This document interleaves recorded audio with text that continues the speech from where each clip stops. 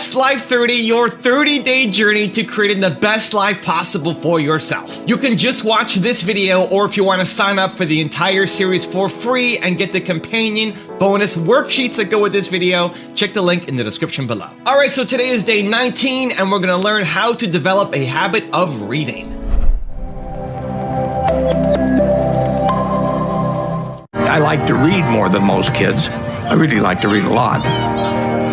My Aunt Edie gave me a copy of the World Almanac, and that was heaven to me. And I can still tell you that the almost population was 214,006 in 1930. Some numbers just kind of stick with you. And very early, probably when I was 7 or so, I took this book out of the Benson Library called 1,000 Ways to Make $1,000. And one of the ways in this book was having penny weighing machines.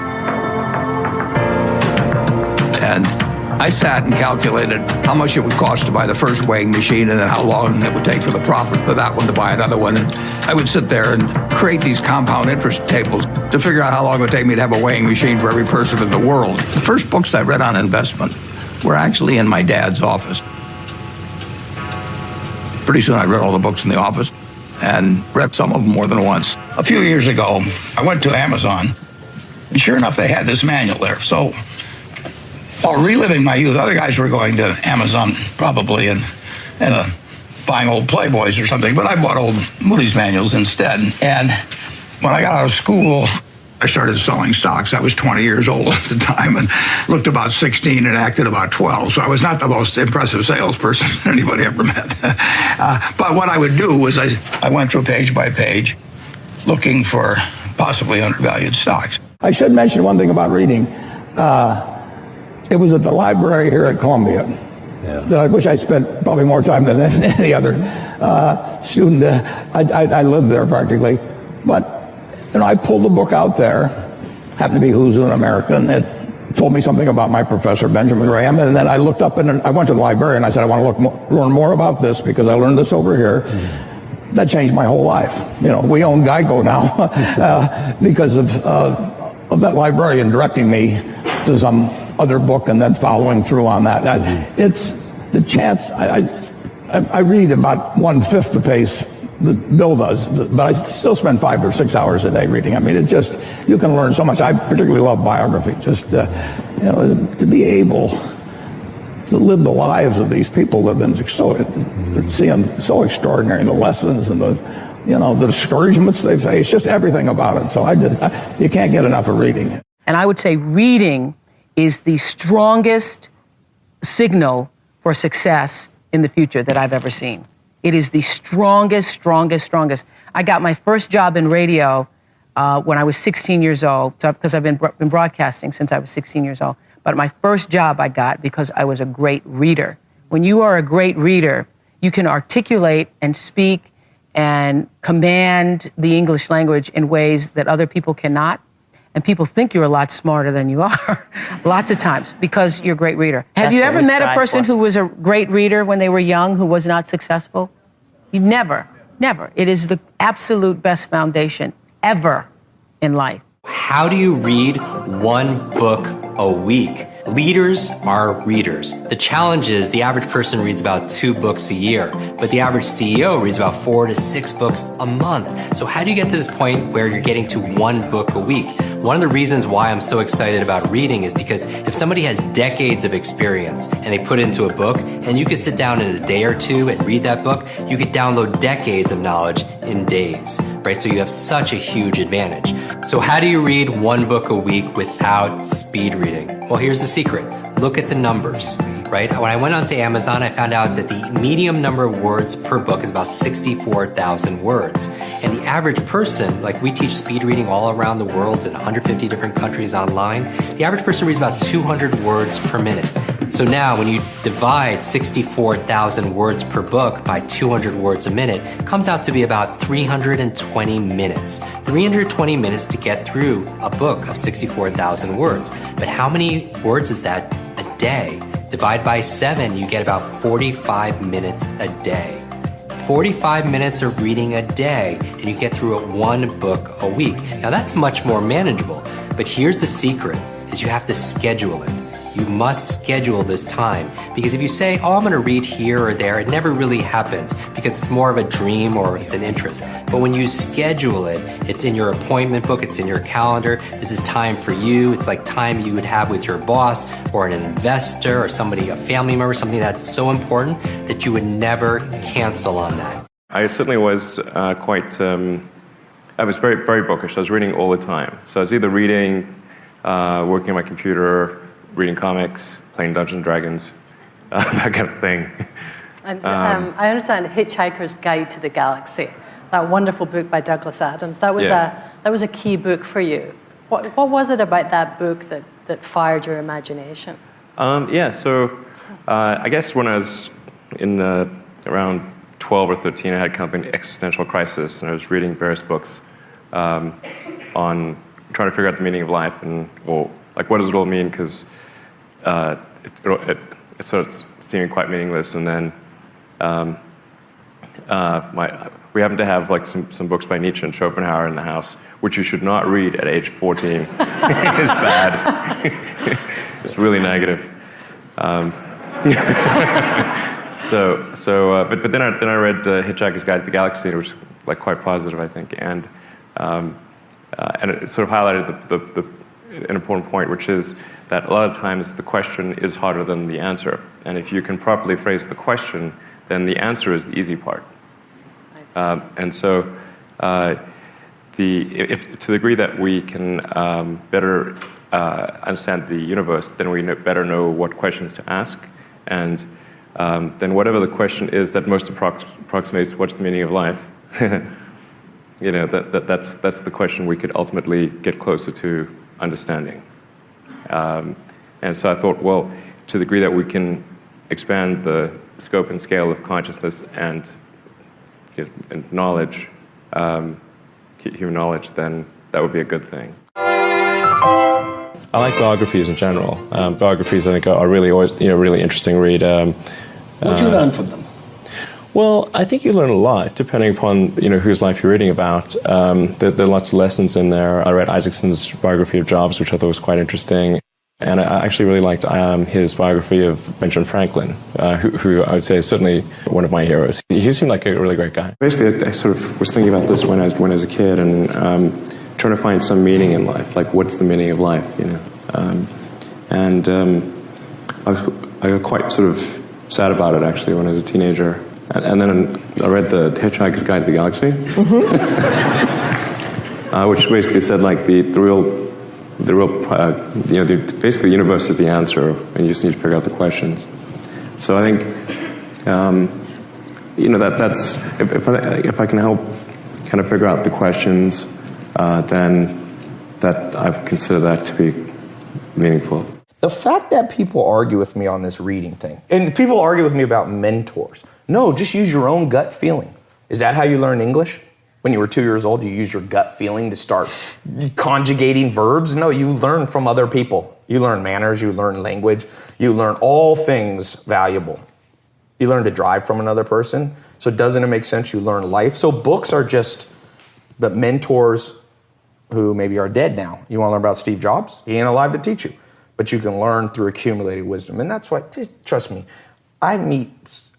very few powerful businessmen I've ever met don't read a lot. Warren Buffett, who I think is the best businessman by far in the world, he has 75 companies that he pretty much runs, $200 billion in revenue. He reads 8 hours a day. He reads 600. He said he slowed down in his old age. He only reads 500 pages a day. Bill Gates goes on reading vacations. Mark Zuckerberg just started a reading once a week book club on Facebook. It already got a couple million followers. And now with audio books, there's no excuse. You got YouTube videos. Let this thing run in the background. Like, you want to become like a supercomputer where you just download smart crap from smart people. And you pick and choose. Like, some people are like, Ty, I don't agree with everything you say. I'm like, good, I don't agree with everything I say. Like a year later, I'm like, wait, I was wrong. There is incredible and indelible influence and imprinting going on your philosophy and on your mind when you read a book. So you have a conversation with someone, and I'm sure you've had a conversation, maybe it's with a chef or a great entrepreneur or a wise human being, and that maybe it was just one conversation. But that person in that 10-minute conversation or hour-long conversation said something to you that formed your philosophy that changed the rest of your life. Well, that's what you can get in a book. You can have a conversation tonight with Kanye. You can have a conversation the next night with Edison. You can have a conversation 2 nights from now with Nelson Mandela. You can read the biography that I recently read of Elon Musk. You can read about Steve Jobs. You can read about Vincent van Gogh's life. You can read about Martin Luther King Jr.'s life. You can read about the titans of industry and what they went through and how they innovated and how they dealt with struggles and how they dealt with wealth. You can read books on productivity from the most productive people on the planet. You can learn how people who built companies like IKEA and Red Bull, how they did it. They took a small idea and built it into an empire. So what I'm suggesting to you, with great love and respect, as I always do in these mastery sessions, is reading a book is nothing more than having a conversation with the author.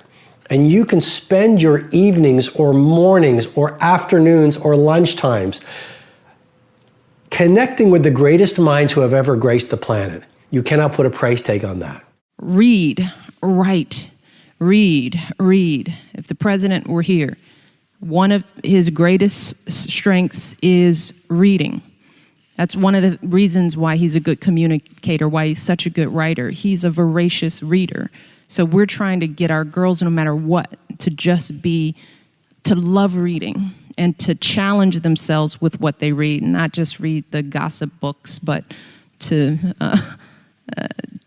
push themselves beyond and do things that maybe they wouldn't do. So I would encourage you all to read. Just keep reading. And writing is another skill. It's practice. The more you write, the better you get. Drafts. Our kids are learning. The first draft means nothing. You're going to do 7, 10 drafts. That's writing. It's not failure. It's not the teacher not liking you because it's all marked up in red. When you get to be a good writer, you mark your own stuff in red. And you rewrite, and you rewrite, and you rewrite. That's what writing is. And if you come out with those skills, and then you're confident, and you can articulate, and you can stand up straight and look anybody in the eye and say, this is who I am, it's a pleasure to meet you. That's one of the things we try to do with our mentoring program with young girls. My message to them is if you can walk into the White House and meet the First Lady and say, my name is, how are you, and look me in the eye, then there's nothing you can't do. That's why it's important. If you guys walked here, are sitting here in front of all these people, standing tall, asking questions, using your voice, you have to practice that. These arenas just show up again and again, and then you just get used to it. The nerves go away, and you start relaxing into your own abilities. But it's practice. You know, I could always get as many books as I wanted. I could go to the library. I had a grandmother who would read to us, and it was thought to be a great thing. So early reading lets you imagine all these situations and start to think of yourself, could I ever run a business? Could I ever discover something in science? And I do think some positive reinforcement of, hey, you're clever, you can do these things at a young age takes you a long ways. And, then, this is a great time to be a curious person. I read very eclectically, like no book is barred from entering the book list, but then I tend to be extremely impatient about the books I actually read. I would begin like 10 books and drop 9 of them after 10 pages.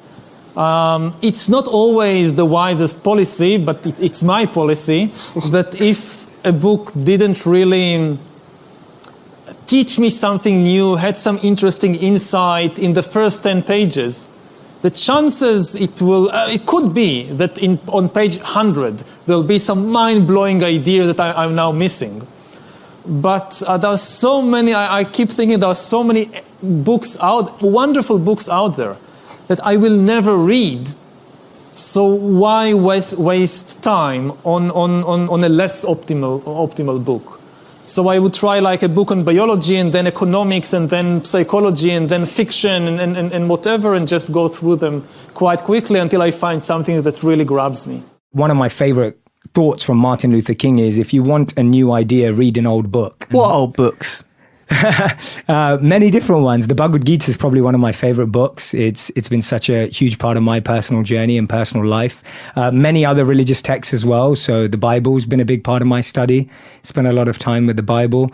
And then it can just be thoughts and ideas, even of the last 2,000 years. So Stoicism, a huge fan of Marcus Aurelius' Meditations. That's been a huge book for me that I've studied. And sometimes old can just mean 50 years or 100 years ago too. But those are some of the bigger ideas that I think have had more prominent effects in my life. So Vedic and Stoic knowledge has probably been the most influential. We gather information from other people's life experiences in a very unique way. And it's one of the reasons why people really enjoy autobiographies. It's one of the reasons why people really enjoy truly reflective, introspective thinking, because we can pick out little gems in ourselves. So even though you might be talking in your meditation book about things that other people have talked about in meditation books, you're talking about it from your unique personal experience. Right. And when someone reads that or hears you say it, you get something intangible out of that. Language, I think, is a big thing that I didn't really come to until later in life. I think post-military, didn't read a lot. There was like reading wasn't really encouraged, or not initially encouraged. Like all these books that my wife had read when she was a kid, I just had no idea what they were. The books you were supposed to read in high school, like I never read. And language just really wasn't how people communicated in my family. I mean, not to say anything bad about my family, it wasn't a very verbal household, and I could see a lot in them and in people when I was in the military. The absence of language really made people do crazy things, and not being able to express yourself made I think can make people angry, aggressive, and I just saw many examples of that. So when I went to school and for really the first time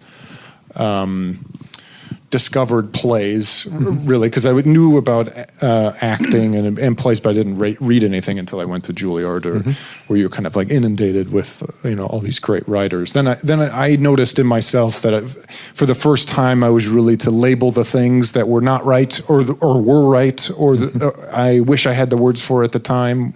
And you're in New York, you're surrounded by all these like really interested and interesting people who are, on the whole, to generalize, very, have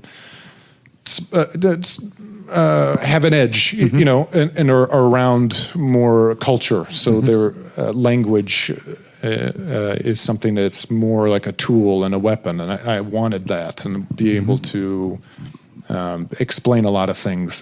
I just can see what a valuable thing it is. And so since then, I've, really in love with language and, trying to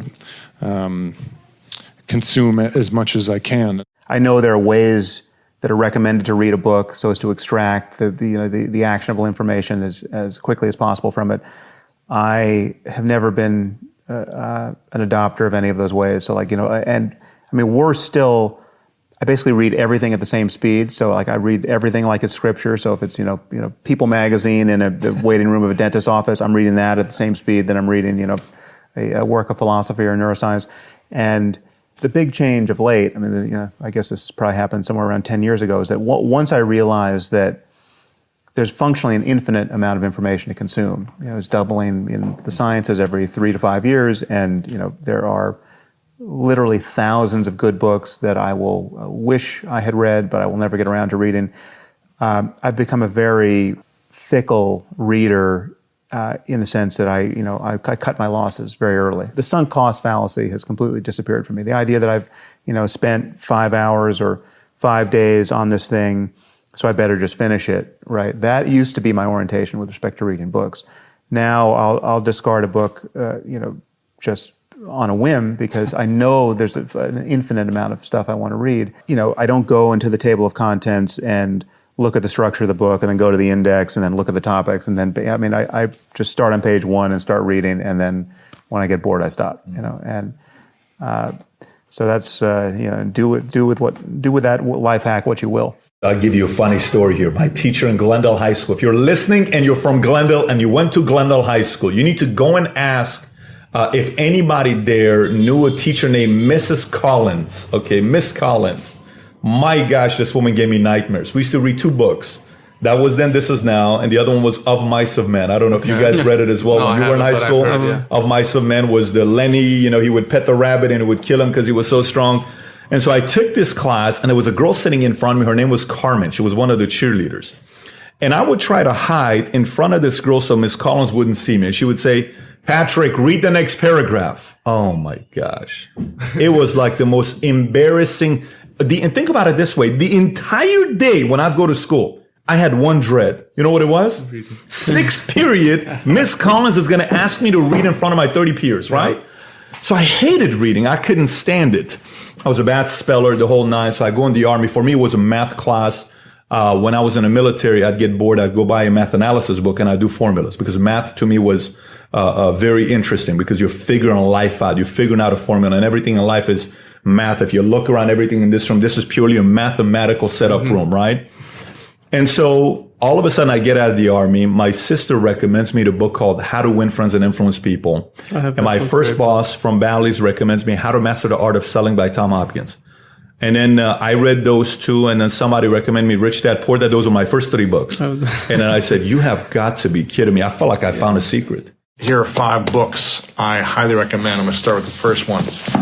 Ryan Holiday, Stillness is the Key. If you guys want to really learn how to find stillness in all of this uncertainty and anxiety and stress and overwhelm, this is a great book of the Stoics that will teach you how to find that stillness in yourself. Meditation is something I've been doing for a long time. I was meditating back in high school and college with sports, learning about visualization, learning about calming the mind, breath work.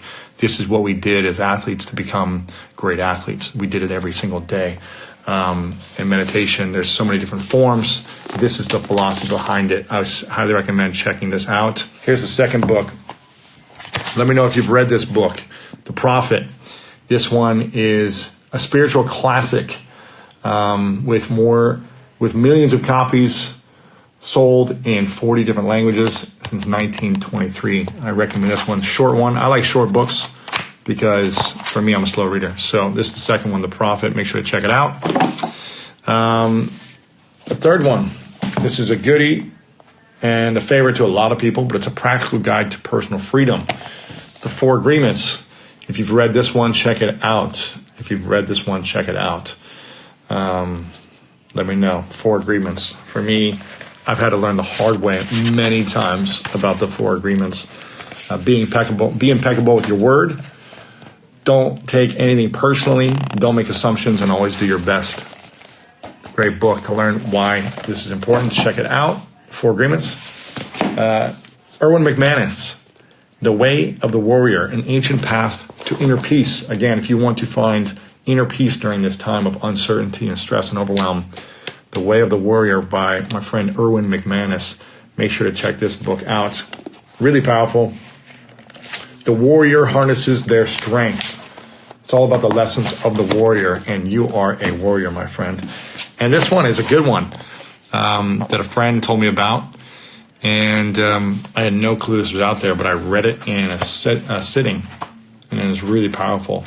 It's called Rules for a Night. I want you to check this book out called Rules for a Night. Yes, it's by the actual actor Ethan Hawke, which I thought, is he going to have a good book? Who knows? But I'll tell you why this is a cool book. It's about some papers that he found in a basement.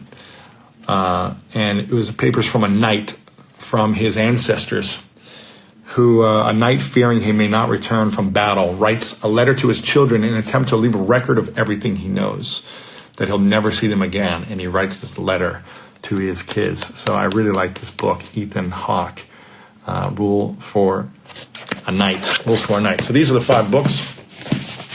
Check out these books. If you want to take a screenshot real quick, you can, so you can have all these Now I've got a special bonus clip that I think you're gonna enjoy, but before that, it's time for the best Life 30 questions of the day. It's not enough to just watch a video, you have to do something about it, so pull out your worksheets and answer these questions.